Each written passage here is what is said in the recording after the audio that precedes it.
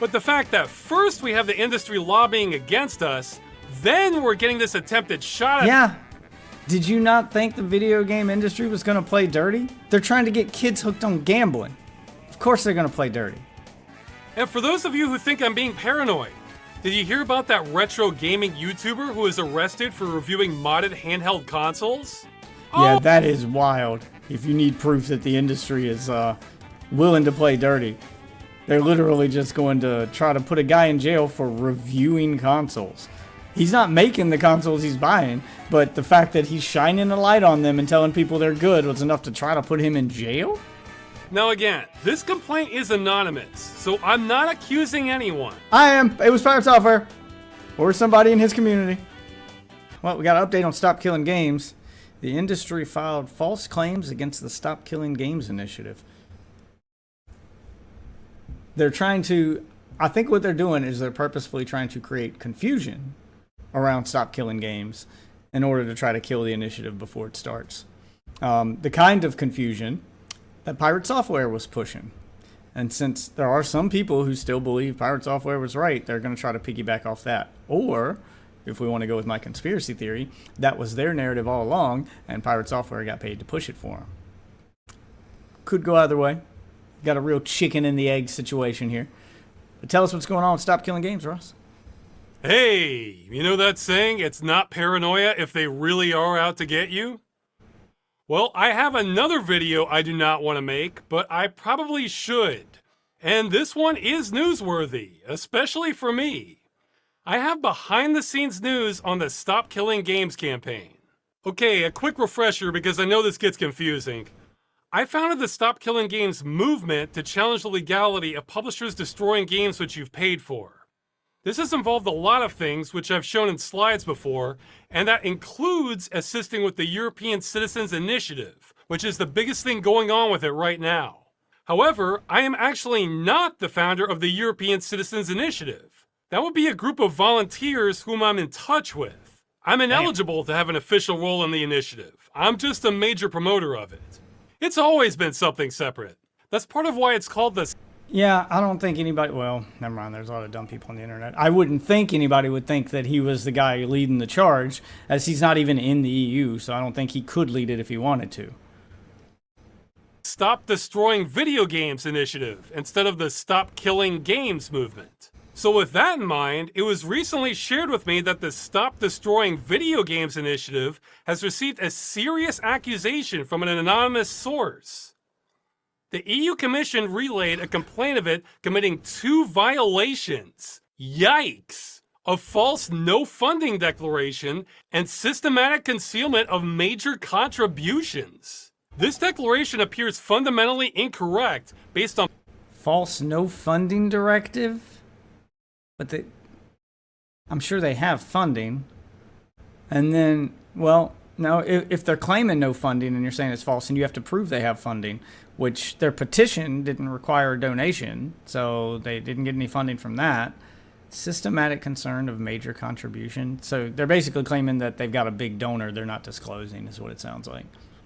On publicly documented evidence of substantial undisclosed professional contributions to the campaign. Well, this is all news to me, but I don't know everything that's going on with the initiative. What's this about? Oh, it's about me! I'm the evidence, everyone! What do we have here? A quote, there have been many weeks on the campaign where I've been working 12 to 14 hours a day to keep things moving to get signatures. Damn straight I have, that is true. I've been running a rickshaw carrying people to the destination. Yes, I did. Yeah, but they're going to try to claim that you were paid or that you were paying them at some point, that you were contributing, and that's why you were doing this. They're trying to frame it as if no one would do this out the goodness of their heart, which a lot of gamers would. That's how they got the signatures. Say those words? It's unclear to me if the accuser thinks I've literally been running a rickshaw service or not. Stop being so nice. Stop being so nice. Stop being so nice. And you know what? I'm not going to tell them. They can guess that for themselves. They're doing a lot of guessing in this. You'll see. Media interviews identifying me as handling the standard day-to-day work of running the Stop Killing Games initiative and described as the primary strategic decision maker and public spokesperson throughout the campaign. Okay, this is reaching. No. Since I apparently need to spell it out, when I say the initiative will do this or will do that, that's me assuming the initiative members are on board with what I'm saying and me taking my best guess. I've even said before on video, the initiative members are not a hive mind. They can disagree with each other, including me. They certainly listen to my input. So they're playing semantics with the stuff he's saying, as if he's giving orders when really he's making educated guesses. At best, you could say he's kind of suggesting harshly that they do something or that something happened. He's signaling to them to do something, but he's not in charge of it. But the decision on literally everything about the initiative is theirs. If I don't like something but they do, then I just have to deal with it. I have no actual authority.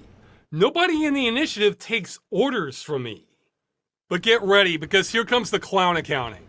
15 to 20 weeks of 12 to 14 hour days. That's interesting that they call this a conservative estimate, because they're making these numbers up. They may as well be reading tea leaves. It's true I think I've spent that many hours a day working on this campaign.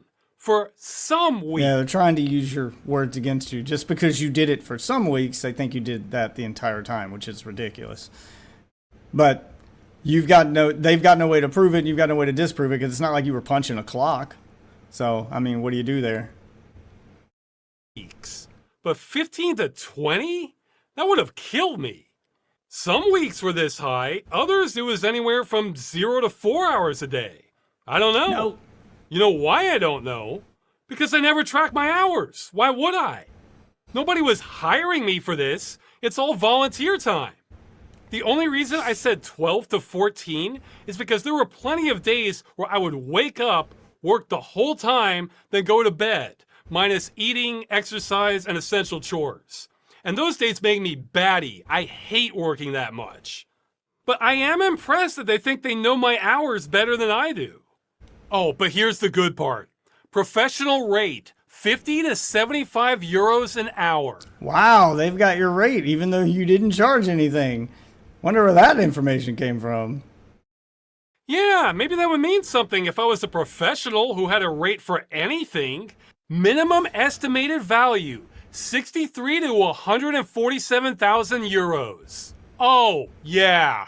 Okay, this one annoys me a bit because their low end, 63,000 euros, is more money I've made in any year in my entire life. Though, hey. God, he's so nice, because I'd be a sarcastic asshole about this. I'd be like, bitch, I'm worth way more than that. How dare you?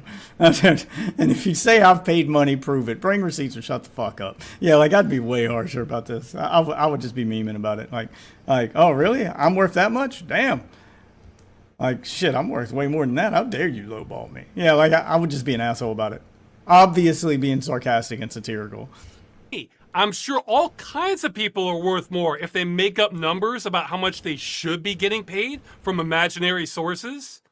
But they're saying my volunteer work is worth that much, so by not reporting it, it's violating Article 17, yada yada. Their supporting evidence is media treating me as though I'm the leader, and me saying I've worked a lot on this. All you have to do is say you were a consultant at best. I'm not the leader. I am a strong consultant and supporter of it.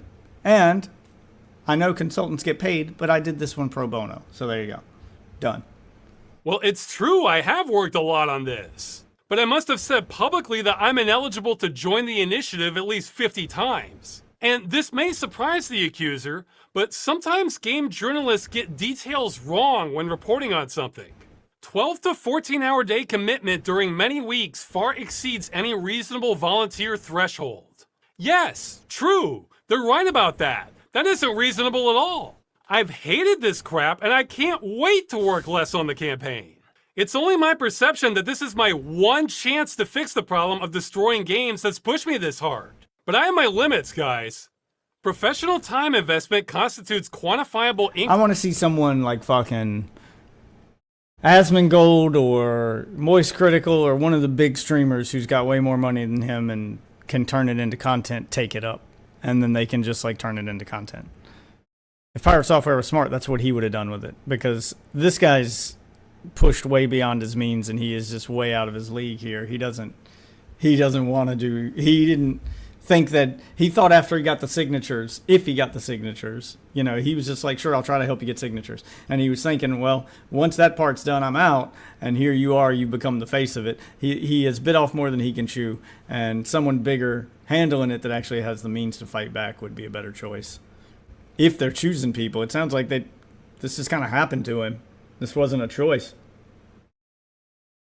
Kind contribution under transparency regulations. I guess good thing I'm not a professional then. Well, this is a very serious accusation, and it sounds like I should have logged my hours and made up hourly rates like my accuser did, huh? But wait, here's a thought. Why don't we check what the European Union's rules actually are? That would be a good place to start. Who is considered a sponsor? Sponsors are people or organizations providing financial support over 500 euros. Okay, well, I've spent 0 euros on the initiative, just a crap load of time, so that's not me. Legal persons or organizations providing other economically quantifiable, in-kind donations or non-economically quantifiable support to an initiative are also considered sponsors. Well, I've been advised I'm not a legal person, I'm a natural person. That sounds right. And I certainly wasn't representing an official organization. I mean, I haven't signed one form with StopKillingGames on it, or for the initiative for that matter. Individuals providing non-financial support, such as volunteering, are not considered sponsors under the ECI regulation and do not need to be reported. Oh, what's that? That description, which is exactly what I've been doing? So the EU says the initiative has been following the rules this entire time?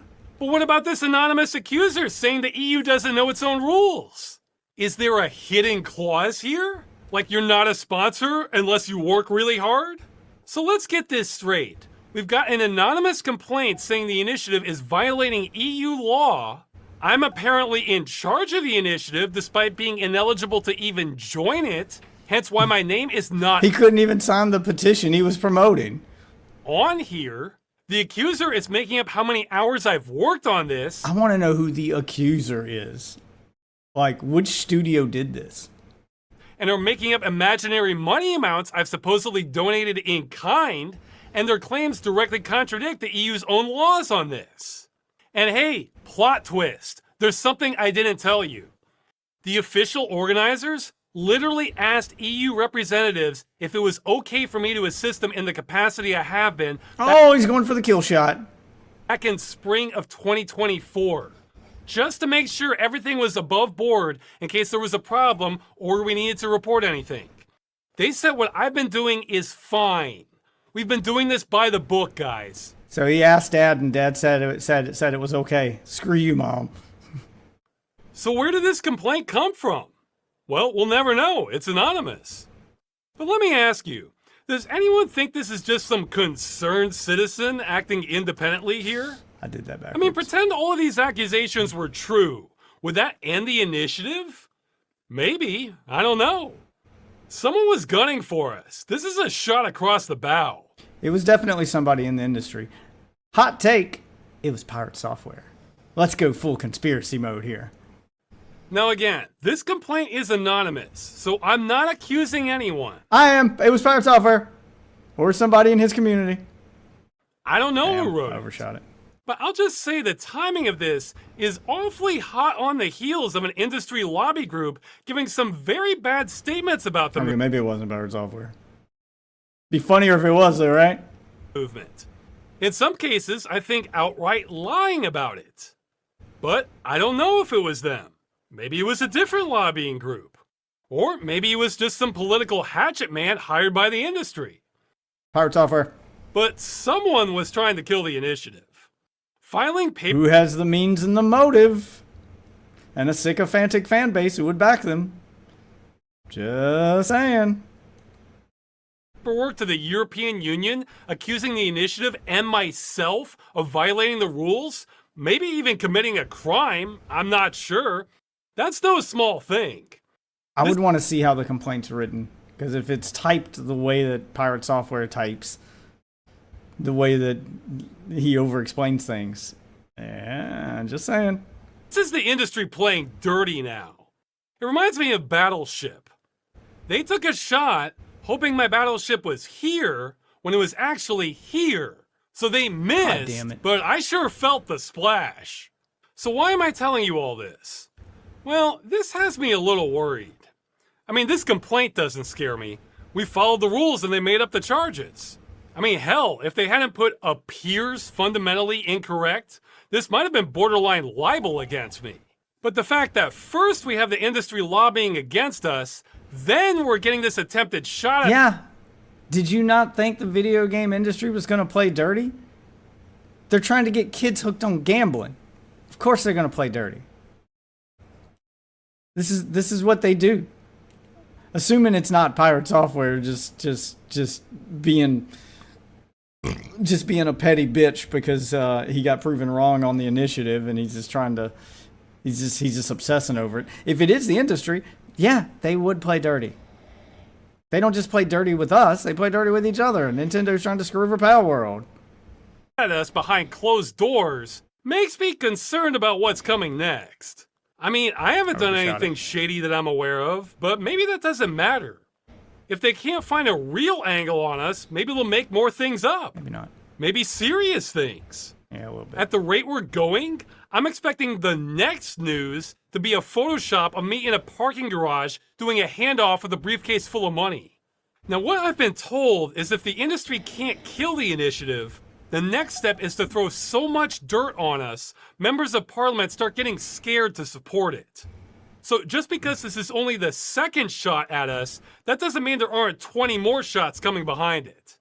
And I'm again reminded of how stupid this whole thing is when you consider what a comparatively low cost an end-of-life plan is. I bet whatever companies are spending on lobbying against us is more than it would cost them to have end-of-life. Oh, for sure. For sure it's more than it would cost them to actually just implement this plan and keep the games. But if you keep playing the same old games, then you're not going to buy new ones. That's what this is really about. Plans for their games, especially in the future. Hell, I think a lot of end-of-life plans for games will be less than those imaginary euros I'm not being paid. But I don't know what's coming next, and it could get a lot worse than this. Who knows? I am so out of my league on this. I have never been a political target before, so this is all uncharted territory for me. Have you ever played a game that's getting harder and harder, and you can still keep up with it in the moment, but you're starting to think at the rate it's going, you're not sure if you can handle it in a level or two? Dark Souls. That's kind of the vibe I have right now. And for those of you who think I'm being paranoid, did you hear about that retro gaming YouTuber who was arrested for reviewing modded handheld consoles? Yeah, that is wild. If you need proof that the industry is willing to play dirty, they're literally just going to try to put a guy in jail for reviewing consoles. He's not making the consoles he's buying, but the fact that he's shining a light on them and telling people they're good was enough to try to put him in jail? Oh, yeah. That doesn't hit close to home for me at all. I mean, I don't have any handhelds, so I guess I'm safe there. But what about abandonware? If I play an emulated Commodore 64 game, are they going to send the cops to my place as step 5? Yes. Gotta love the If it's Nintendo doing this, yes. games industry. But as of this moment, I still feel free to speak my mind, so I better make use of it. Here's the thing. The video games industry is worth billions. If they really want to smear me or the initiative, they'll find a way to do it. We're lucky. And they are. Their attempts have been so bumbling so far. I mean, I just showed you how these claims are false because they're lying about how the law defines my actions. Video Games Europe was almost certainly lying Remember, about— this is the industry that justified loot boxes and video games for children as not loot boxes, not gambling. They're surprise mechanics. this claim, and it was irrelevant. Almost certainly lying about their liability here. They were either so obtuse they couldn't understand what we're asking for when it's spelled out for them, or they're lying about not understanding it. Take your pick. Oh, and this claim. This one is a bit clever because it can't be disproven. You could say this about anything.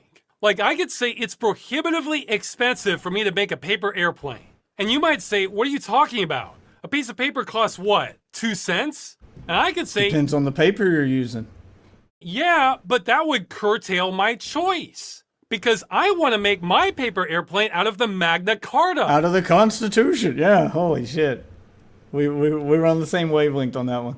And that's priceless. Thus, it's prohibitively expensive for me to make a paper airplane. I guarantee you that's the kind of logic they're using here if you were to really dig into the details. Absolutely. Well, good. He understands how they work, at least. Oh, and let's let everyone know this lobby group isn't even representing its members that well. BeamNG says they weren't consulted by Video Games Europe and disagree with their statement and behavior. Even Epic Games, yeah, that small company, you probably haven't heard of them, has come out saying that they're currently non-committal on this. So Video Games Europe wasn't representing them in their statement either. Good on you, Epic Games. Clearing the fucking record on that and being like, wasn't us. We're non-committal. So they're kind of doing the whole, I could neither confirm nor deny, blah, blah, blah. I mean, still kind of a bitch move to sit on the fence, but at least they're not committing to, like, killing games. They're not committing to stopping killing games, but, you know. So if they're not even consulting their members, who the hell are they representing exactly? Okay, some news as I'm editing. Ubisoft has responded to StopKillingGames. It was them? I was not expecting that. It's a lot of misdirection. I'll try and speedrun this. Okay, this is irrelevant. We're aware of your terms. It's not yet determined if they're legal or not. This is also irrelevant. This part is true. This is a widespread problem in the industry. The only thing unique to Ubisoft is they're trying to get away with this crap as a French company. Okay, even the EU Commission wouldn't commit as to whether these types of games are services or not when asked. So he can call these games services, but legally they might not be. Services tell you when they end. And the endless support argument. Okay, I'm on Which is not what they were asking ever. Decided. If this was a senior developer saying this, I would 100% call this misdirection. I mean, hey, this looks awfully similar to that comment from Video Games Europe about endless It sounds awfully similar to the narrative that Pirate Software was pushing. support. This could be the industry's new playbook. If they can pretend to not understand what we're asking for over and over again, maybe New they're playbook. That's the one they gave to Pirate Software. I'm still going with the he was an industry plant thing. Too much of this lines up with exactly what he was saying. There's no shot it's a coincidence. And I don't believe that the industry watches his streams to get the idea from him. hoping that will change the narrative. However, this is a CEO saying this, so maybe he really doesn't know how these games work. Hey, if so, he wouldn't God, you are far too charitable to these people. be the first CEO to not understand how his company's products work. So I can't tell if he's just trying to gaslight everyone, or if he just doesn't know how these games are made, so he It's the first one. He's trying to gaslight everyone. You are way too kind. Call them out, man. thinks they would need endless support. I kind of hope he actually doesn't know. Anyway, the point here is there's a lot of lying and shady stuff going on from the games industry against StopKillingGames. And I guess now, me too. So if these attempts to shoot down the initiative keep happening, maybe assume the They will. They absolutely will.